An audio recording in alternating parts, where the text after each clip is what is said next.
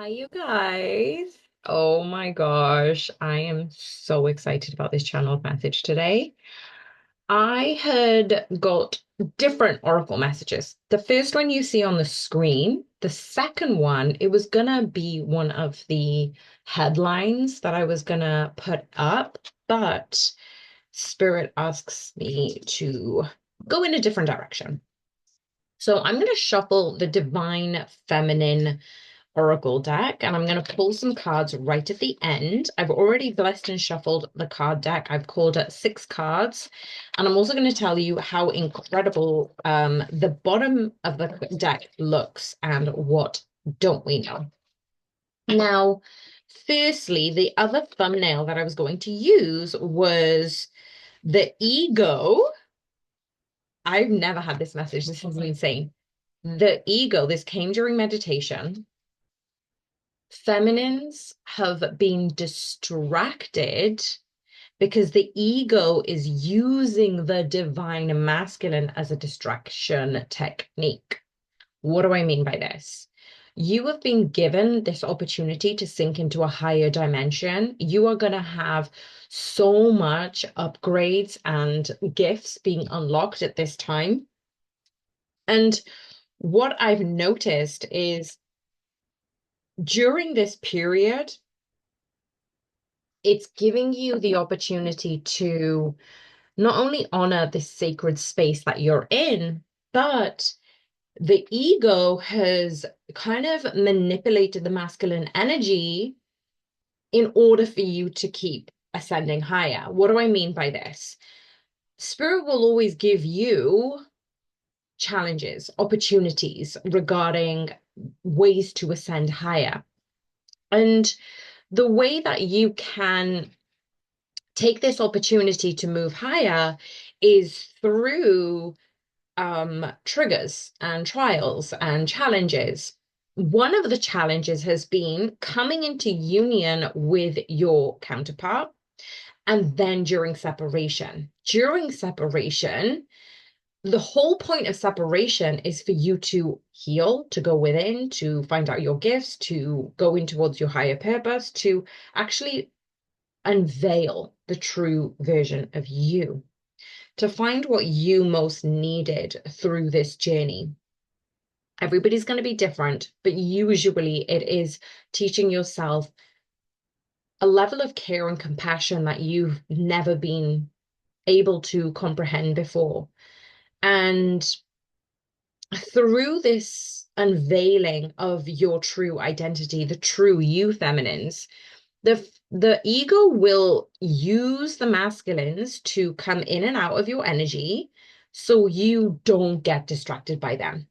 So say, for example, if you're starting a new relationship, and many of you probably have had this opportunity to learn, is you've entered a new relationship and you are besotted with this person, you want to spend all your time with this person, time with your friends get bypassed and sacrificed because you want to spend so much time with them.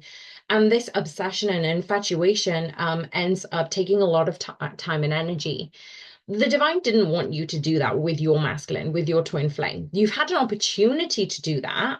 You've had an opportunity to focus on them, to obsess about them, to want communication, of course. Everybody goes through that. But when you're in separation, spirit is reiterating the message that you need to come towards your higher self.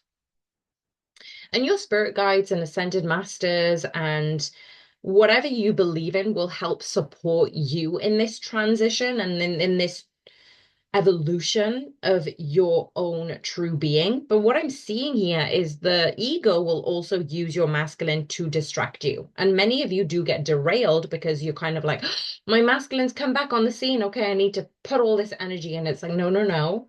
You keep focusing on yourself. You keep raising and respecting yourself at a higher dimension.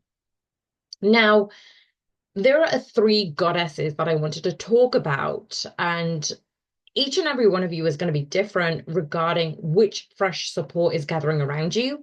I'm seeing that the divine feminine energy are really going to embody and lean on different archetypal goddesses. Now, Some of you might have been drawn to Mother Mary, Mary Magdalene. You may be called to other divine goddesses that I've obviously come up in the book most recently.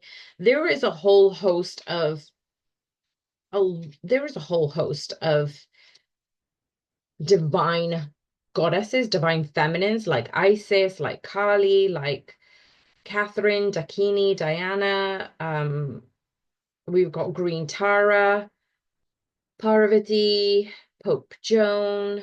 Um, so many goddesses are here, but the three goddesses that I wanted to talk about today is goddess Lakshmi, goddess Saraswati, and goddess Parvati.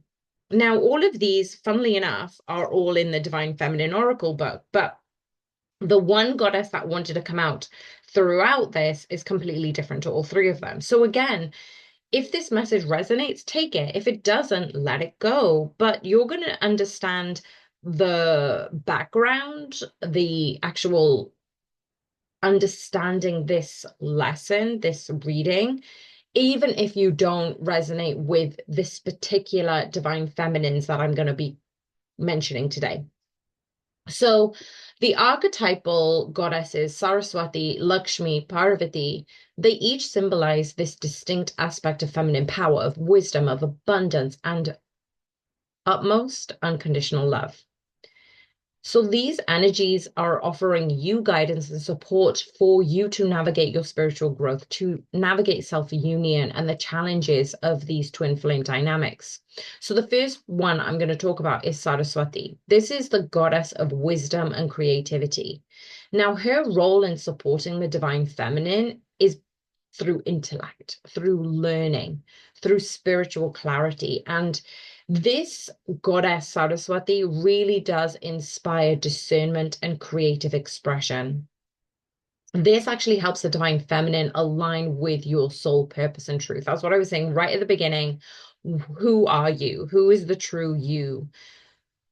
And within this twin flame journey, Saraswati offers her guidance, the inner wisdom to trust your intuition, to trust your wisdom within. Because a lot of times we are faced with so much confusion and doubts within these twin flame connections. When we often ask for clarification and signs and synchronicities that our person is our person, right? And so we go through that phase in our journey, but a lot of times the crux of it, the root of it, is we haven't been able to trust ourselves. We haven't been able to trust ourselves because we were wrong in the past. We've carried these memories, these imprints from past pain, and we've placed it on this twin flame connection.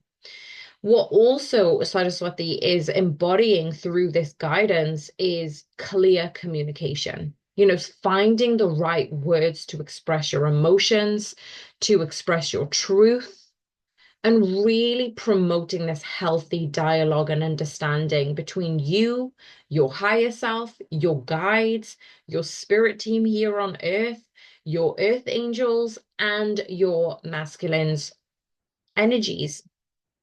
And I love that Saraswati comes through because I've been talking a lot about feminines coming into this hermit energy at this time.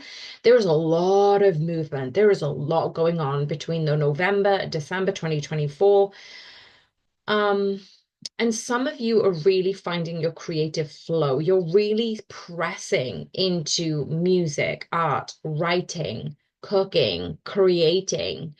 This energy of Saraswati helps channel these emotions constructively. It really does facilitate inner healing and self-expression. And even her chant, even the mantra, Om Aim Saraswataye Namaha, is to invite clarity and insight. And you can even spend time envisioning this goddess, journaling, meditating, engaging in those creative endeavors to heighten the intellect, the learning, and for you to invite that wisdom and creativity through clarity. And so the messages that I got for Saraswati is the Five of Pentacles and the Five of Cups wanted to come out regarding this change. The change that is happening in your dynamic, in your inner world, feminines, means that you may be getting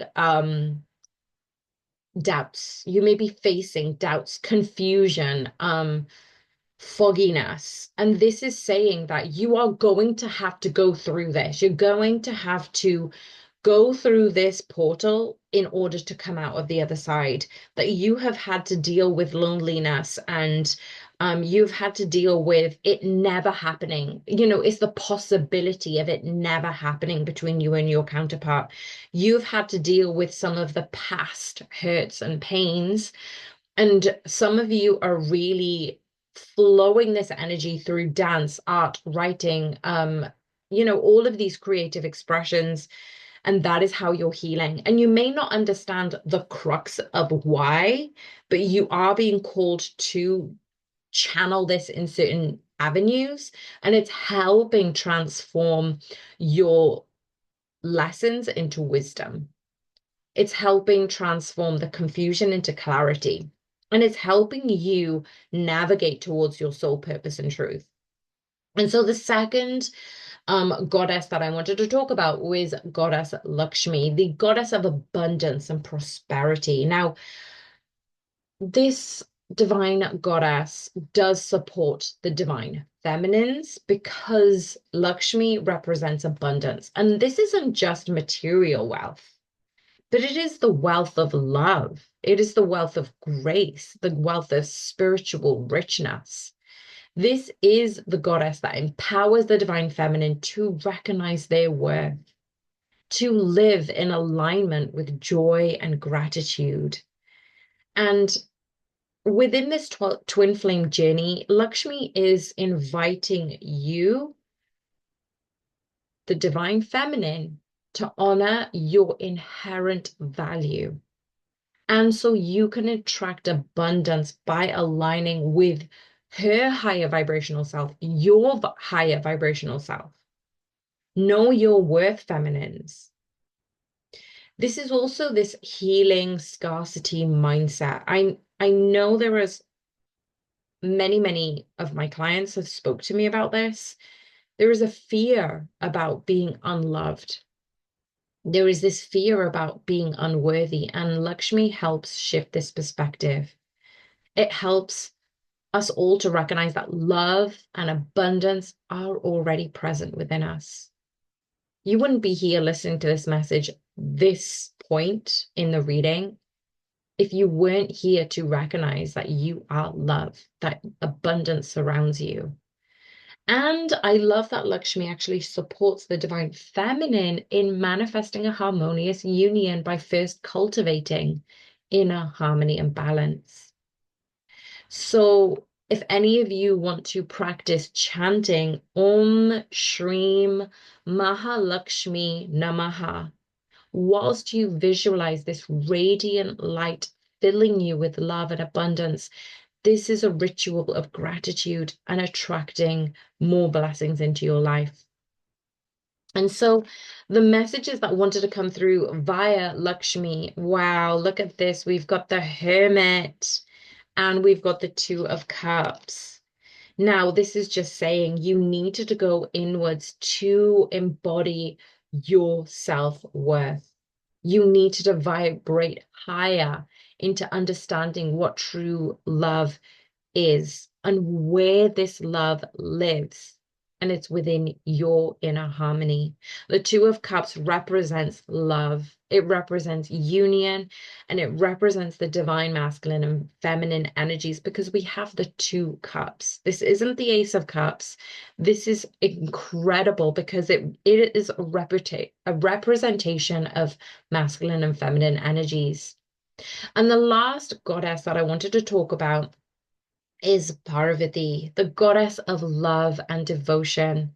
Now, the role in supporting the divine feminine that Parvati has right here is saying that unconditional love lives here. That you don't need to look outside of you, that you are resilient and you have great strength within you. Now, Parvati really does embody balance, power, surrender. And this is about embodying the essence of the twin flame journey, union, through self-mastery, through divine love. So Parvati really does represent sacred union. Parvati's relationship with Shiva exemplifies the balance of divine masculine and feminine energies. She teaches the importance of self-union before external union. Let me just say that again. Shiva and Parvati are the balance of divine masculine and feminine energies. This is about self-union before external union. And this is also about patience and perseverance. When we're in this turbulent twin flame path, we forget that there are rainbows and sunshines and magic sprinkle fairy dust all along our path too. You know, Parvati's journey of self-transformation and devotion really does inspire resilience and faith. Now, I speak about Parvati and Shiva in a separate goddesses playlist. So have a look and check that reading out because I do delve into a lot of these goddesses purposefully. So you may be able to resonate with them and their journey thus far. But Parvati really is, as I said earlier, the goddess of love and devotion. So this heart-centered love that she embodies supports us to release fears, to release our past wounds, to have that ego-driven attachments. Remember I said our trigger, our ego knows one of our triggers is our divine masculine, and we are attached in an unhealthy way. So how can we be in union in the most balanced way? So this is why the divine feminine is being heart-centered driven. I know I didn't say that correctly, but driven towards this heart-centered love to unconditionality.